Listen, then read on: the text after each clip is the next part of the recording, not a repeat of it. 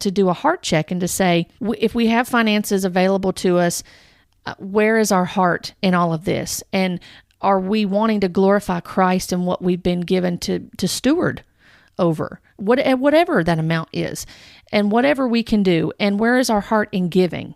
Where is our heart in giving? Not what the amount is, where is our heart in giving? That's the ultimate question, because a believer is not going to be stingy in their giving, whether it's financial, whether it's giving of their time to someone, whatever it is in that capacity. And I know that's an offshoot of this topic, but we'll get back to the matter at hand. Just something to think about. I mean, it's something I think about too, is I want to be a blessing to other people, and I don't want it to be continuously be, well, what's in it for me?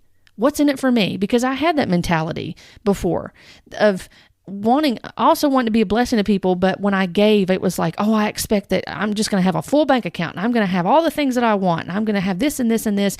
And when I assigned my money, that was another thing too. I don't know if any of y'all can relate to this, but on the envelopes, there was, in the ministry I was part of, there was a seed assignment that you could write on the envelope, and you could assign that seed. That was a declaration, right? That you could tell that seed what it was going to be purposed to do, and that it had to do it. You had to have a return back on it. And that if you gave a seed that was extravagant and it was a radical seed, that you were going to have a massive harvest from it. I mean, there are going to be people that are going to argue with me about this, and they're going to say, well, I saw that return. I had this happen. I had that happen. Well, what did you do with it? Did you glorify God with it? Or was it something that you just relished in it because of the financial gain? Was it unto you, or was it to glorify God? Did it glorify God, or was it to glorify you? See, I mean, these are hard questions to ask, but we need to be asking these questions.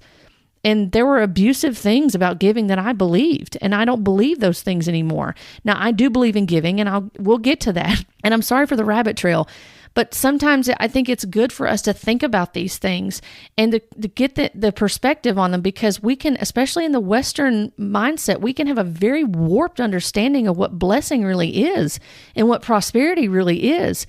And if you've never been to a foreign country, to a third world country, and you've seen true poverty, I encourage you, go to a third world country. I've been to some.